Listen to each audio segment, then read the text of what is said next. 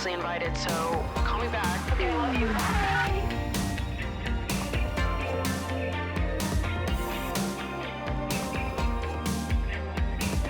Hello, everyone, and welcome back to another episode of Emotionally Online with your host, Maddie Drossbeck. I've seen more and more people misspelling my name. So let me just remind all of you that you spell my name Maddie. There's no Y in there. I understand it's a minor mistake, but my name is everywhere. It's on all of my socials. How do you call me Maddie with a Y?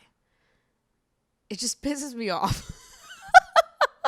I know I've talked about it pissing me off that people mispronounce my last name before, but that's like understandable, at least a little bit, right? Because it's like, okay, if you've never heard me say it, then I get why it would be hard to pronounce. But my first name is written on all of my socials. What do you call me? Maddie with a Y.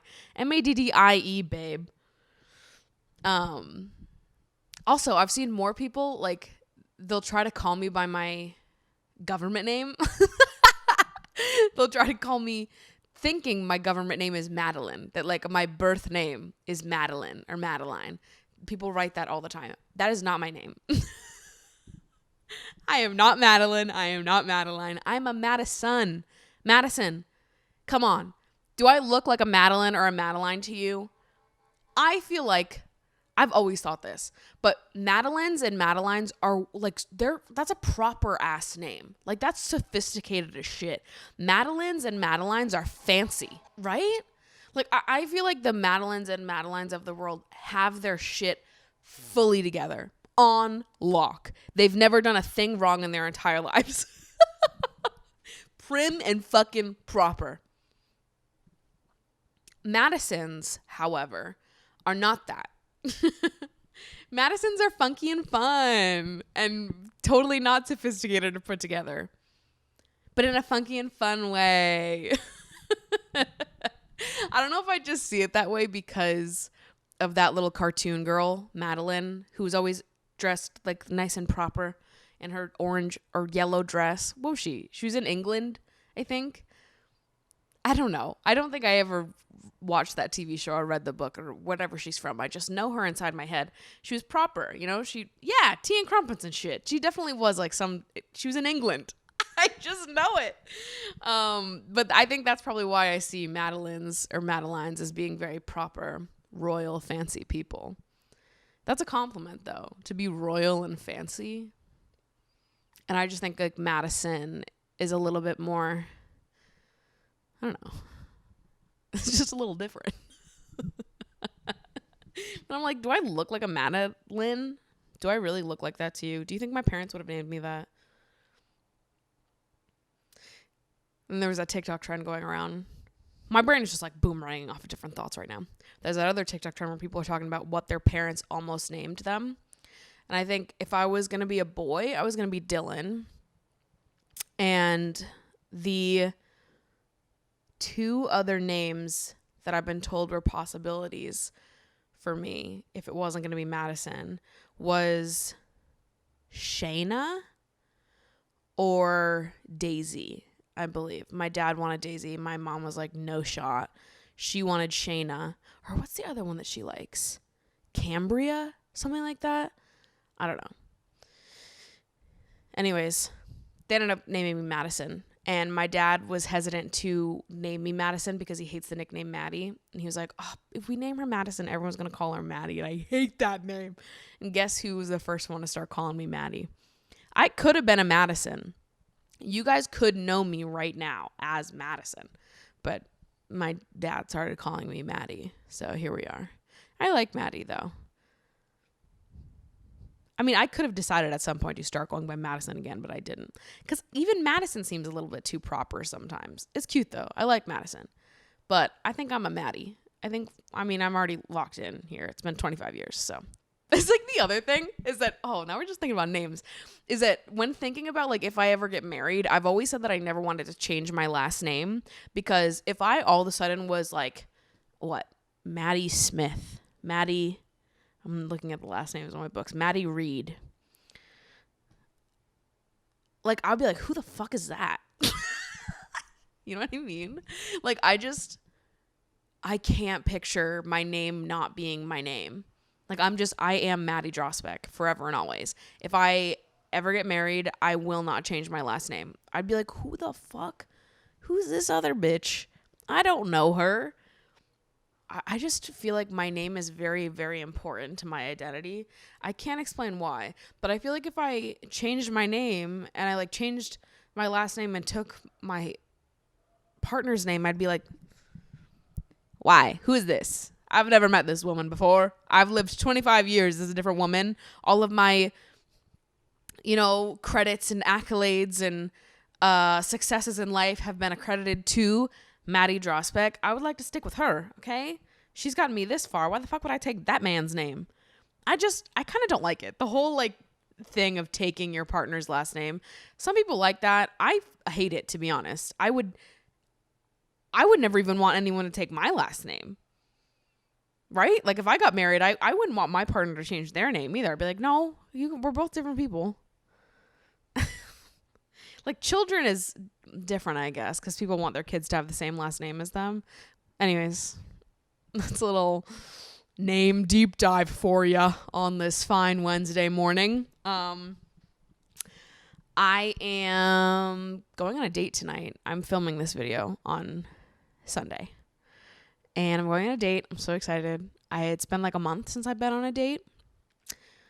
And the last date that I went on was just a first date. It's nothing more. We didn't need to go on a second date.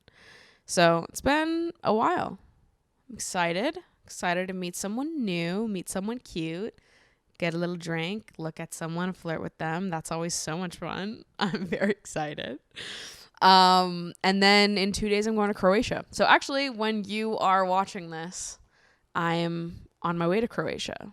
So very weird vacation. I'm going on a trip to Croatia with like 15 of my family members, 4 of my best friends, and like 40 strangers, 30 strangers. Fucking, I don't know. It's the weirdest trip ever. I think I'm going to vlog it, so I will explain how the trip came to be in that video and how I got invited and how 15 of my family members got invited and how my friends got invited. Like, it's just, the trip makes no sense, but it's going to be a lot of fucking fun. I've never gone on a trip with that many people I know in my entire life. I've never even traveled with like half of the family members that are going. My siblings aren't going. It's just me and my parents and then my grandmother and then my grandfather on the other side and then my step grandmother and then my great aunt and then my cousins. And it's like, there's so many people that are going on this fucking trip. And yeah, the only people I've ever traveled with my whole life are my parents, my siblings, and then my one grandmother who has lived with us for the last few years, and she basically raised me growing up. I'd love to do a podcast with her at some point. Nanny. She's my bestie. It's my mom's mom, and both my parents worked full-time when I was growing up, so my grandmother was the one who was always there when we came home from school. Up till, my siblings are all younger than me, so she was around even when I was in my senior year of high school. I would come home when she was there, and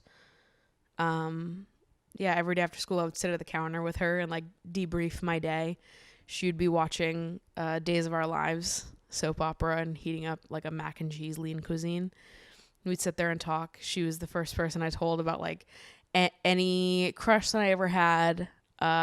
If I was being bullied at school, all of my body image issues, I came to my grandma and she would comfort me, make me feel good. And I just love her. So anyways, shout out to my grandma. Shout out to Nanny. So my whole life, I've only ever traveled with, my siblings, my parents, and then my grandmother. So my siblings aren't coming on this trip. It's just my parents, my grandmother, and then a bunch of other family members that I've never traveled with. I usually see them all like once a year, like on Thanksgiving, maybe on Christmas. So I'm so excited. I'm like such a family-oriented person. I've always said that Thanksgiving is my favorite holiday because that's really the holiday that I see my big extended family, and this is just like scratching the surface of my extended family.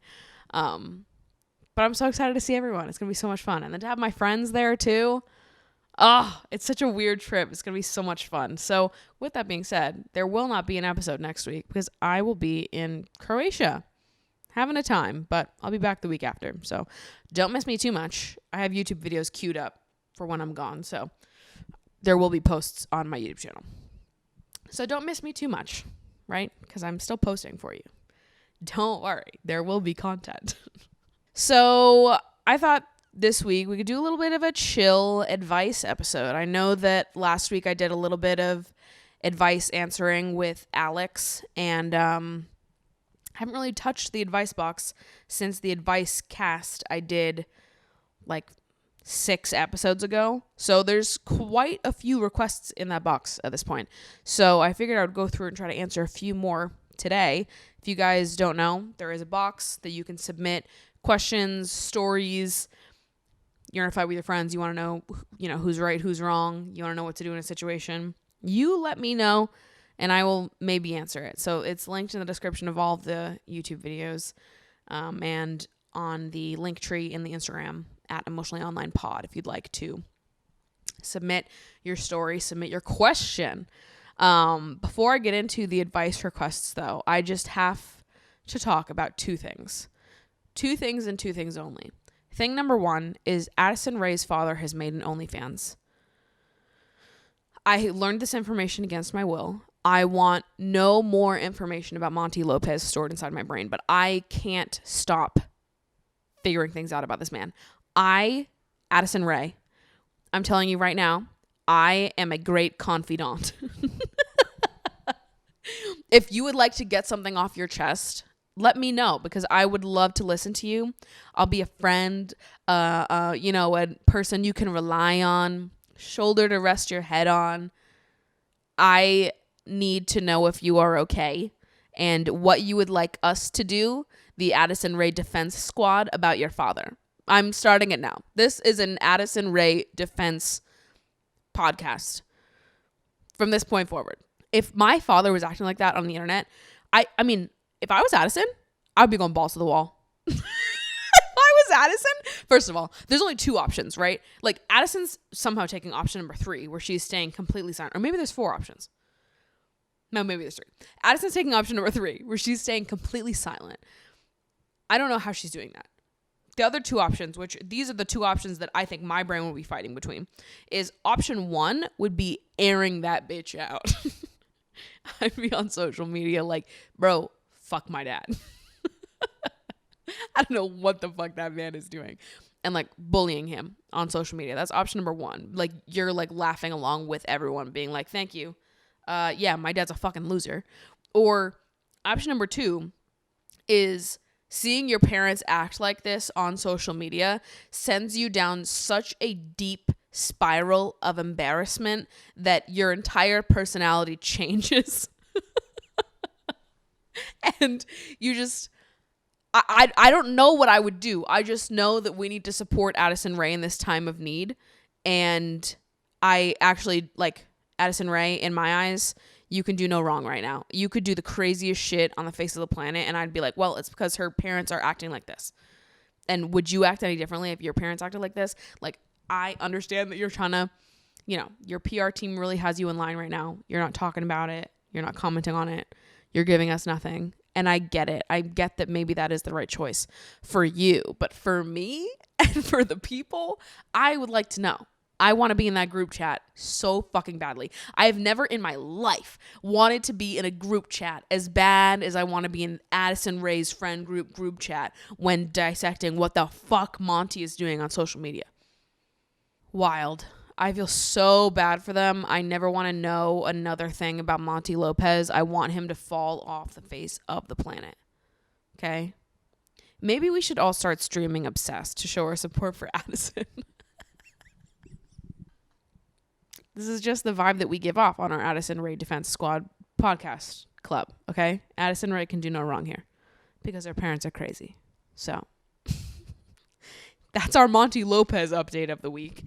And the only other thing on the internet that I have been thinking about obsessively this week is this story of the guy on Reddit who was having sex with his girlfriend to that weird fucking song for 2 years before she finally was like, this is weird. Why are you doing this? So I guess that the story, if you don't know this, which I'm sure you know this, everyone's talking about this right now. And this is one of my favorite things that has come up on the internet recently. I love this discourse that's happening. So he goes on Reddit and he's like, all right, guys, listen up. I've been in a relationship with my girl for 2 years now. And when we were first starting to be together, I was looking up online about songs to fuck to, good songs for my making love playlist is what he said. I love how he kept calling it making love in his Reddit post. I like hate that phrasing so much. I would like just say fuck. I get that you're like, oh, it's intimate. We're in a relationship. We're making love. And I'm like, just call it, it's fucking, okay? We can lovingly fuck, but at the end of the day, we're still fucking. I hate calling it making love. Especially when you know the full story of like getting inside this man's psyche and he's like calling it making love while acting the way he's acting. Oh, I love it. I'm just going to play the video because it's just like a voiceover reading this Reddit post. So you can fully be in the loop of what's going on if you have no idea. Today I messed up. My girlfriend of 2 years told me the music that I play while making love is weird and a major turn off.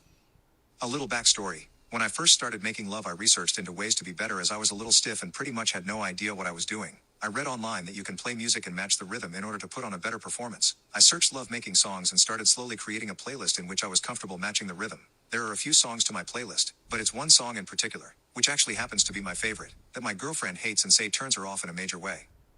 I don't understand why it has taken her 2 years to tell me she hates that song. It's a good love-making song with good rhythm. I feel the way I messed up is I could have possibly asked her previously if she likes the playlist or any song she'd like to add or change, but to leave it for 2 years thinking our love-making life is great but in her eyes has been ruined by my music has left the whole situation feeling awkward and I'm a bit annoyed. I pretty much played this tune every single time, so the amount of time she must have not been enjoying it, when I thought the complete opposite is annoying but also embarrassing in ways, not to mention my previous partners. However, they never complained about the song, so maybe it's just her. It's messed up the relationship, to be honest, because making love feels awkward now. The other day we were making love with no music, but I was still thrusting to the tune playing in my head. She recognized this and asked me to stop. I thought this song was perfect and I always thrust along with the tune and feel it gives me the perfect rhythm for doing the deed too. I usually bust to this song and find it devastating she hates the song. Here is that song.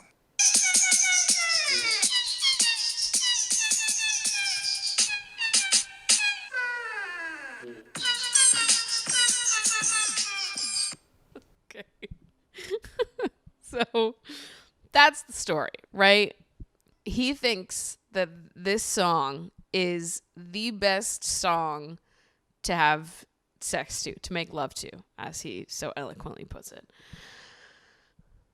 And so there's been debates online on how the fuck he's actually thrusting to this beat, and if it's like literally he's going like wah, wah, wah, wah, wah, wah, wah, wah. Like he's like thrusting to that, like in out in out oh, wait, no, in out in sorry, I can't even do it. In out in out in out in like if he's doing that, or if it's just like more like the beat in the back and he's just like going like clean thrust, clean thrust, clean thrust, and it's not like that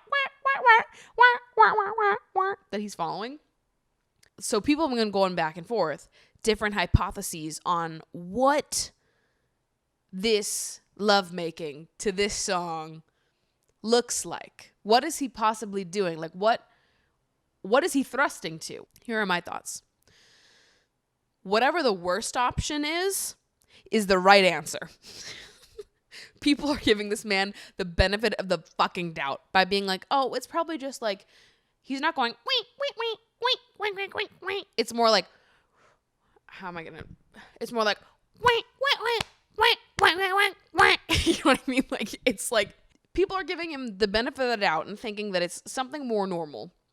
The thrusting pattern is something more normal. Having sex to this song is a bold choice regardless. Like, even if the thrusting pattern is normal, choosing this song is wild.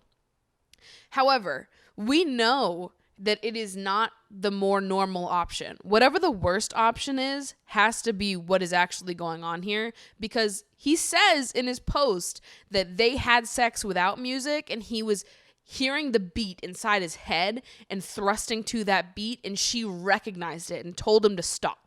So It can't be a regular ass beat. He has to be going like, wait, wait, wait, wait, wait, wait, wait, wait. And like to that. Like where he just like speeds up and then he like slows down and goes slow mo and then goes, wait, wait, wait. And then goes slow again. He has to be doing that. It doesn't make any sense. She wouldn't notice it otherwise. If he was just going like clean, like, you know, rhythmic 1, 2, in, out, da-da-da, she would never fucking know. She wants to have sex to a normal ass beat. The fact that she recognized it, that tells me that he's going like full. I don't even understand what's happening. I just want to know what his other girlfriends thought about this. The ones that had to live through this and didn't say anything. Like, what was going on in their heads? Do you think they were just like, maybe this is what everyone does? Like, maybe he was their first time, and so they had nothing to base it off of, and they were like, okay, he's funky. He's choreographing the way he fucks me. Or do you think they were like, this is probably weird? Or maybe they were like fully aware of it being weird, but maybe it turned them on that he was a weirdo. He was creative. You know, some justification for it. Because I just feel like I would bust out laughing. If that song came on while I was fucking someone, I would bust out laughing. I wouldn't even be able to contain myself. I'd be like, there's no shot. How were they keeping a straight face? Imagine moaning while that song is playing in the background. I'd feel like I was on fucking shrooms. I'd be like, oh my God, I just got teleported to the 11th dimension. The fuck? So Godspeed. I hope he's doing well. I hope his sex life is good. I want to know what the rest of this playlist looks like, to be honest. If this song was on it, I want to know what other songs made the cut. Because maybe there's a song that's even better. She was the most pissed off by this song. This was his favorite. But what are the others? Because maybe there's one that's worse. This was just the one that pissed her off the most. Could there be worse songs on this playlist? I need this Reddit user to post the full thing so that we can take a look, that we can take a deep dive, and I can rank the entire playlist. Top to bottom. See which one is actually the worst. Ranking the worst songs to have sex to. I just came up with a video idea. Nobody take it. So anyways, that's what's been happening on the internet this week. With that said, let's get into some advice requests, shall we? All right, first person here says, hey Maddie, I'm 19 and very new to dating or even being friends with guys, and I have a dilemma with this boy. We hung out about 3 times and I wasn't feeling a connection with him, neither romantically or platonically, so I began to distance myself. I'm looking for a romantic partner, not a new guy friend. So when I asked him how he felt about me, he was sending me mixed signals, and he dodged the question and just confused me more. He clearly wasn't in the same place as me emotionally and wasn't being clear about what he wanted from me. Anyways, I stopped reaching out and distanced myself, but over the summer he kept texting me and asking why I wasn't responding or why we weren't hanging out. I didn't give him a lot to go on, but I said I needed my own space, and for a while he gave it to me. We go to the same college, and now that school's starting again, he is texting me again, and it's really fucking exhausting / annoying, even though, luckily, I haven't run into him on campus. I don't want to be the girl that ghosts people, but I can't for the life of me figure out a way to kindly and firmly say that I don't want him in my life and to leave me alone. What do I do? So let's get into it. How to reject someone 101. I think it's awesome that you are able to identify that this is not something that you want to pursue, either romantically or platonically. That's amazing. That's fantastic. Good for you for being able to sort that out. I also think it's great that you were able to notice the mixed signals and say, okay, the person that I'm looking for is not going to be giving me mixed signals. I'm over it. This is not it. That's great. But then you never really rejected him. You just sort of gave him the same mixed signals back in terms of half rejecting him, half not, being like, I need space. But you knew that space wasn't space. You knew that space was, I don't want anything to do with you. So he might have been giving you mixed messages, but it also seems like you were kind of giving mixed messages back instead of just saying, I'm not interested in you. So which happens sometimes. I mean, I think rejecting people is uncomfortable, and a lot of times we will avoid being direct with rejection because we think that that is better, or it feels better for us because we don't have to do the hard part of actually rejecting someone. But I think that the slow rejection is always worse than just like being direct to the point and being like, just rip off the Band-Aid. Just reject someone. If you're not interested, you're not interested. Like, it doesn't have to be personal. It's better not to waste each other's time and just like be honest about how you feel. So while I empathize that it is probably exhausting and annoying to have him texting you and trying to hit on you again, I think it's fair to say that you have also given him mixed signals in return. So he might not get that. He might just think you're shy or busy, or, when you get mixed signals, you make justifications for those mixed signals a lot of time. So he's probably doing that inside his own head. As much as it probably is exhausting and annoying, I don't know that he's really doing anything wrong here, because you were not clear about the fact that you weren't interested in him. But that doesn't mean that there's not time to fix this. You can be clear about the way that you feel now. I always think that being clear with how you feel or how you don't feel is better than ghosting. I think ghosting is just mean. And I think a lot of times we overcomplicate rejection inside our heads. We think that it's going to be way harder or way worse than it actually is. I don't think that it needs to be this big paragraph of like, I'm not interested because XYZ, and like explaining everything that you feel. You don't owe anyone that. I think a lot of times rejecting someone is just as simple as saying, hey, I had a great time with you. I think you're a really sweet person, but I just don't feel a romantic connection with you. That's that. You don't need to explain yourself any further. If you don't feel it, you don't feel it. And I don't think that sending, like a huge ass paragraph is helpful in situations like this, because a lot of times it's not personal, like you're probably going to be great to someone else. You're someone else's cup of tea. You're just not mine. Does not have to be some big, huge thing. You don't feel it. You don't feel it. Better just say it. I think a lot of times we overcomplicate it and we like don't want to say it. We don't know how to reject someone, but it really is as simple as just saying, I don't feel a connection with you. That is the truth. That is the truth of how you feel. It's way easier to just say the truth. The truth is that you don't feel it. So say that. And that's fine. And you're perfectly entitled to that. You don't have to say it to him in person. You can just shoot him a text and say, hey, I'm sorry I didn't say this to you sooner, but I just don't know if I see a connection between the two of us. I think you're a really nice guy. I wish you well. I hope you find what you're looking for. But yeah, I'm not really personally feeling a connection here.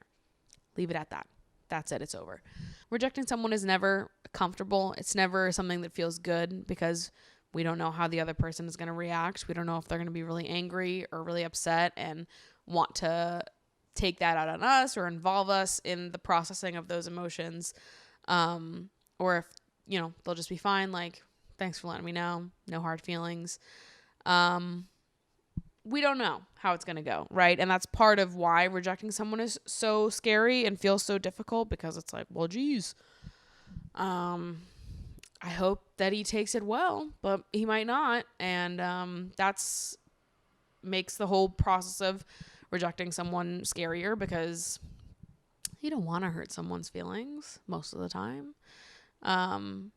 But I think that honesty is always the best policy. I think that ghosting hurts way more than just telling someone you're not interested in them, in my experience. Obviously, there are situations where ghosting someone is the safer choice. That is not what I'm referring to here. I'm talking about people who you're dating, who you've gone on dates with, you're seeing where things go. You've had an otherwise very neutral relationship or even positive with this person, and you just want to offer them the basic decency and respect of communicating with them. Honesty is always the best policy. If you don't feel it, you don't feel it. There's nothing wrong with rejecting someone. There's nothing. We have all been rejected before. I've been rejected before. I have rejected other people before. And I think that most of the time we overcomplicate it and we make it a lot scarier in our heads than it actually is. At the end of the day, I think it's best to just wear your heart on your sleeve, be super honest, and tell people as soon as you know that there's nothing there, so that you don't waste each other's time and you don't feel more uncomfortable when they keep coming back around, because it's really not their fault if they keep coming back around and keep hitting you up, keep texting you, if you have never told them that you're not interested. I get it. You hope that people can take a hint, but a lot of people can't. It's better to just be direct.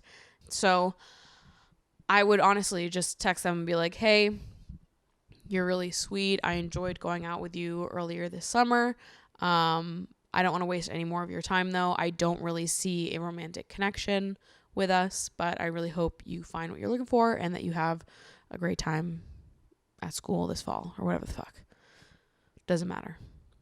But just keep it short, keep it sweet, say how you feel, keep it moving. Next question here is, have you ever felt like you can't get any quality time with your friends?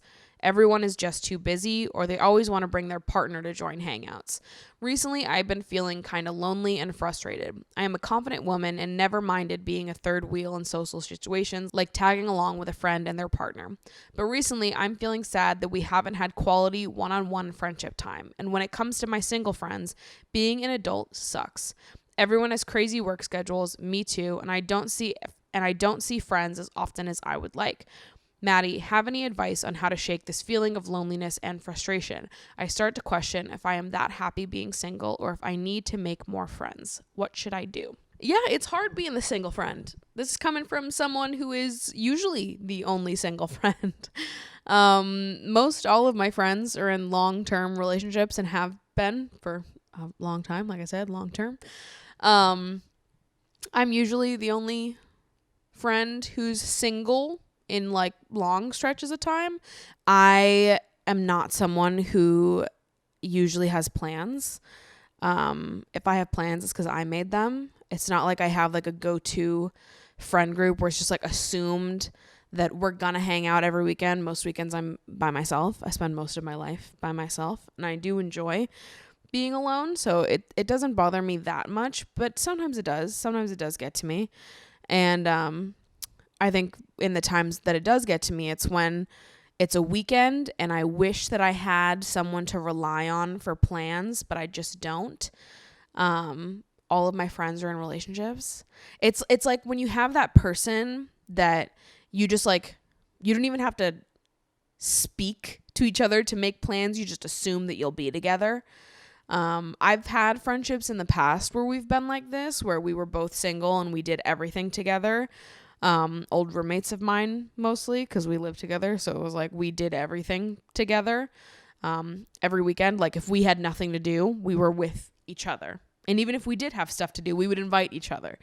And when you don't have someone like that in your life, may it be a partner or like a roommate or a best friend to do a bunch of shit with, it can feel lonely. For me, it doesn't necessarily feel like a partner thing.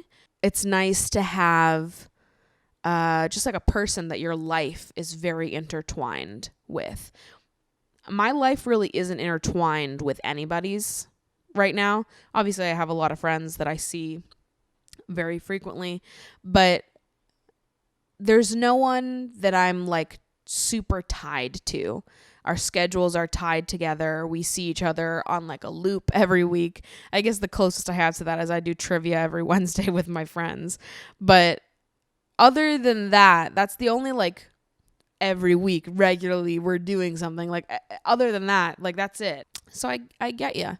It is lonely sometimes to be the single friend because you are rarely prioritized. Everyone else has someone else that they prioritize more than you. And so it can definitely feel lonely. Even if you have a ton of friends, you are rarely someone's number one person. And that can be hard sometimes. It absolutely can be hard. I've struggled with that up and down throughout like college and early to mid 20s. This has been like a recurring thought inside my brain. I do feel more comfortable with it now and more like content with my aloneness and just having my life sort of revolve around me. And I run into other people's circles, but ultimately my circle is just me. And I'm kind of okay with that. right now. I guess I don't know how it is for you, but I don't see it as being like a loneliness that is a byproduct of being single.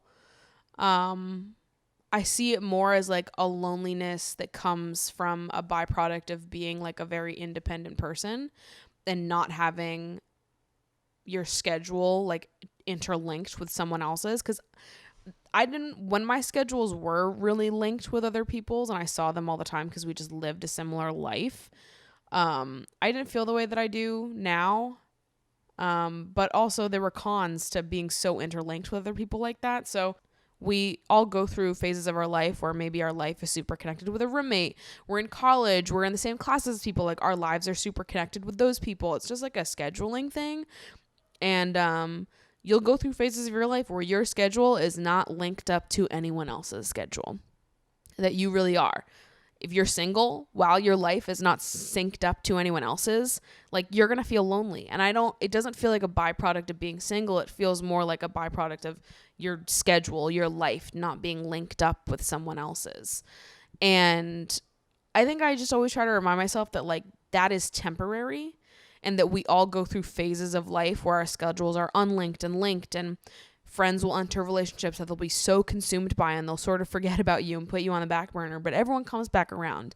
Everything is, it's cyclical. And yeah, it sucks when most people are in relationships and people sort of lose sight of prioritizing the other relationships in their lives.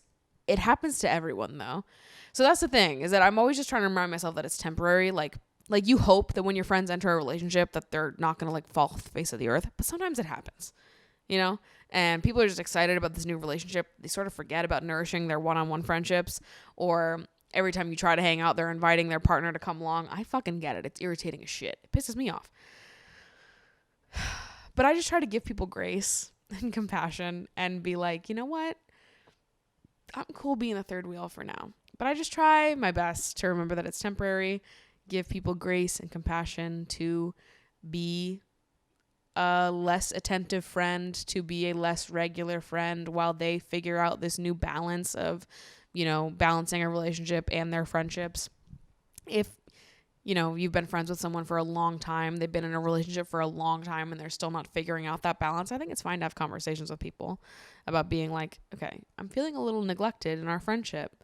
And I feel like since you started dating this person, I just haven't seen you as much, and I miss you, and I want to make more time for our friendship, and I hope that you want to make more time for our friendship too, because I miss you. I miss my friend, and I feel like I haven't gotten a lot of good quality one-on-one time with you. My advice to you is varied. It's, if you feel like you need to have conversations with certain friends about feeling a little bit neglected in the friendship because it's been a while, that they have been neglecting the friendship and not doing great at balancing this relationship and your friendship, I think that's a worthwhile conversation. It's a conversation that I have had with friends before, and it's always gone incredibly well because people never mean to. You know what I mean? It's always totally unintentional, and your friends want you to feel loved and included and prioritized.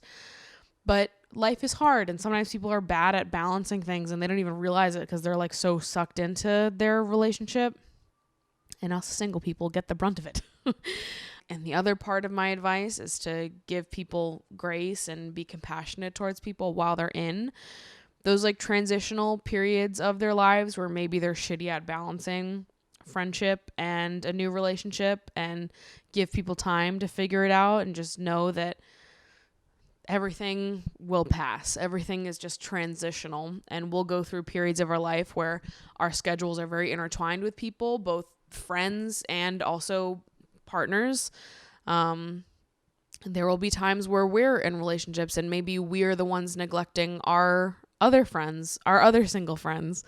So yeah, just know that everything is temporary. It'll pass. It's very cyclical, and we'll go through phases where we feel totally connected. Our schedules are intertwined with people. We're in relationships. We're not in relationships. Like, there will be moments where you don't feel like this and moments where you do. And right now you're in a moment where you do. And I think all you can do during this time is just enjoy the time you get to spend with yourself. Enjoy this section of your life where your life and your schedule is only dependent on you, and you get to, I mean, it's an amazing kind of freedom and independence to have a life that's totally yours and to be able to really do whatever the fuck you want.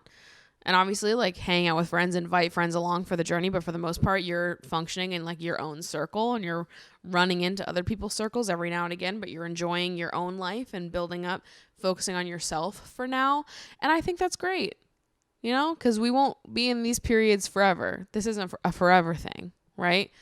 You're going to go in and out of these periods throughout your life. So enjoy it while you're here. Might as well. And obviously, making more single friends, making more friends with people that are in similar phases of life than you is always good, though it is hard to tell. Like, single people apply to be my friend here. It's like, you know, it goes in and out. People go in and out of being single. It's not like it's just like that way forever. So it's hard to make friends with people that are like totally in the same place as you are, because who knows, in a week's time, they might not be.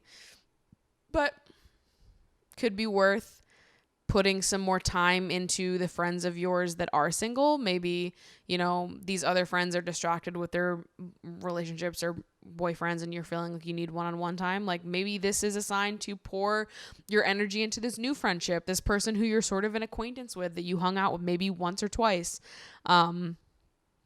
This could be an opportunity to just branch out a little bit, make some new friends, meet some new people, and widen up your circle.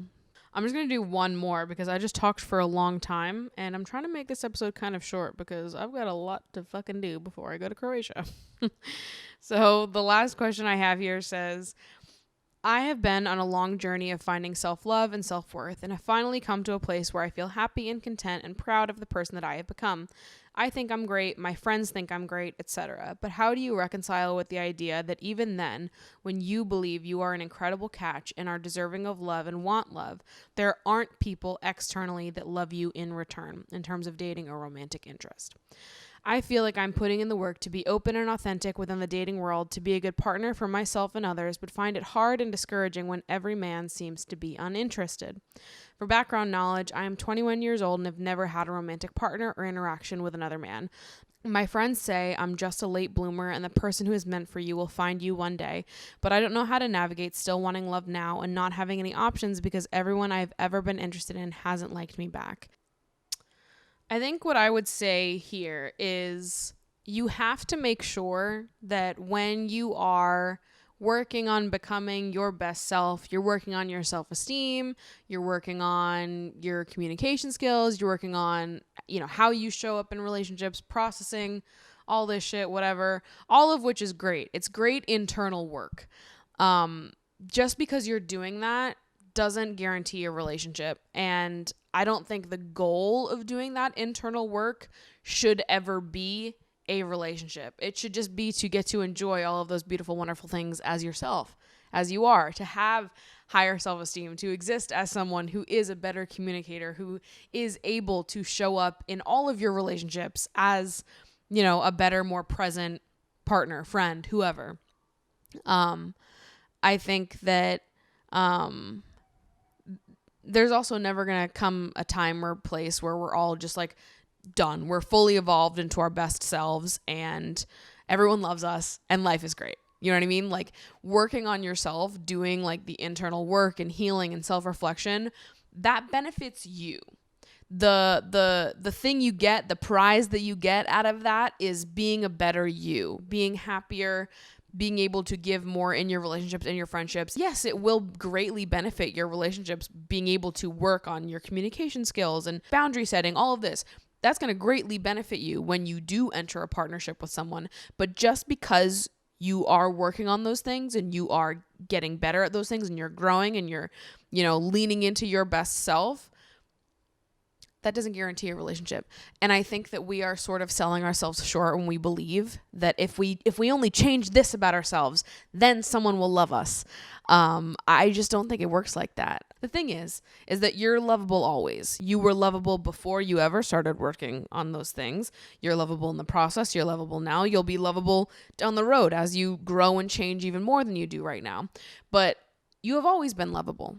I think a lot of times we trick ourselves into believing that if only I change this one thing about myself, if only I if I get higher self-esteem and I become a better communicator and I do this, that, whatever, and I'm fully optimized, and then maybe someone will love me. Maybe then I'll feel wanted by someone.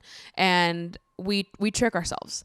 We think that if only we just do this one thing, then it'll all be better and I can have this dream relationship that I really want, and just like write off everything that hasn't worked in the past, all the times that people have been uninterested in me in the past, as being like a product of my past self. They weren't interested because I wasn't as optimized as I am right now. You know, I didn't heal. I wasn't working on my healing. I wasn't working on this, that, whatever. That's why. But I'm good now. That's in the past and this is now. And now I've worked on XYZ. Where's the relationship? And I think this is really a common way of thinking. But that's the thing, is that you've been lovable all along, babe. There was no part of your life where you weren't lovable. Obviously, doing the internal work, reflecting, doing all of that is great. It's fantastic. That's for you. That's for your heart. That's for you existing in your own mind, in your own body. That's for the benefit of you. People around you will benefit from you doing the internal work as well. But at the end of the day, you've been lovable regardless. And I get that sometimes that's not a satisfying answer, because you have not gotten the love that you wanted yet. And you know I feel the same way. And it is easy to be like, well, what is it? Why haven't I found someone? What else can I be doing? And a lot of the time we forget that a large amount of finding the right person for you is being in the right place at the right fucking time. Some part of it comes down to luck. You just haven't met the person yet. And I know that's not a satisfying answer, because sometimes it doesn't feel satisfying to me either. But think about it. Like, with the perspective you have now, looking back on the things in your life that didn't work, doesn't it make sense why they didn't work? I look back on the people that I used to be interested in, and I think, oh my God, thank God they didn't like me. Thank God they were uninterested, because what the fuck was I thinking? Like, I look back now and I'm like, God, the universe really saved me with that one. Because at the time I so thought that was what I wanted. And then I got older and I have done a lot of reflection and inner searching. Some soul searching has happened. And now I'm like, thank God that never happened. Because it might have been what I thought that I wanted, but fucking it was not what I needed. But when we look back at our lives, it's easy to just feel like this looming wave of like, everyone has been uninterested in me. Nobody has ever wanted me. And even if you're like in your head, like, fucking thank God, I don't want them. And like, looking back, it's a great thing that it didn't work out. They weren't shit either. But it's easy to feel like, oh my God, it's nobody, never, everyone's uninterested. It does. It feels like I get it. Fucking, if anyone gets it, it's me. I understand completely. But I think that sometimes at the end of the day, like, all we can do is enjoy our own presence, enjoy our own company, like nourish and love the relationships, the friendships that we have in our life right now. Give our time and energy to growing into our best selves. But at the end of the day, we've still got to be in the right place at the right time in order to meet the person that we're meant to be with. Just haven't met him yet. And that's okay. And that's not a reflection of you. Don't let the fact that it hasn't happened for you yet convince you of something larger about your self-worth. You're 21, you know? I don't even like the idea of calling someone who's 21 a late bloomer. I don't like the idea of calling someone who's 25 a late bloomer. We're young as shit.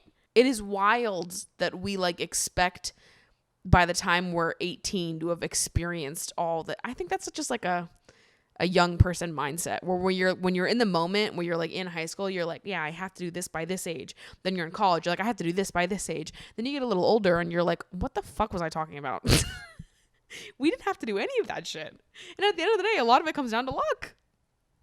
We can't control when we meet the people that we're meant to meet in this life. You know what I mean? And like, if you just haven't met them, you just haven't met them. And there have been moments in my life where I wanted people, that I wanted to explore things with people, but they didn't want to explore it with me. But at the end of the day, you didn't explore it. It could have been nothing. You don't even know if you like that person. And I feel like I'm talking to myself right now because this is the same conversation that I have inside my head every once in a while. I totally understand having moments where you feel like it's hard to reconcile. Like, I think I'm such a catch, so why doesn't anyone else think that I'm a catch? But it's not that other people don't think you're a catch. It's just that you haven't met the right match for you yet. And listen, having high standards for yourself does make it harder to date. So blame it on that at the end of the day. It's a good thing though. And please just remember that you've been lovable from the start. And there's nothing that you have to change about yourself that will magically all of a sudden make your dream person show up at your doorstep. Any of the internal work that you're doing should just be to benefit you and your heart. And obviously, like, people will come into your life and the internal work that you do will benefit those relationships. But at the end of the day, there's nothing we can do that will magically make them show up at our doorstep. A lot of it is just being in the right place at the right time. Haven't met him yet. I know that sometimes that's an unsatisfactory answer, but that is the goddamn truth. So I'm right there with you though. I get it. It's not easy. All right. I've been recording for a long time, so I'm going to go and edit this podcast because I've got things to do. So I love you guys so much. Thank you so much for watching. If you want to submit any questions, advice, requests, again, the link is down in the description of the YouTube video or in the link tree in the Emotionally Online Pod Instagram account. So go do that if you want me to answer some questions on the show. Shows to come. Again, as a reminder, no episode next week. So I'll see you in 2 weeks. Love you so much. See you later. Bye.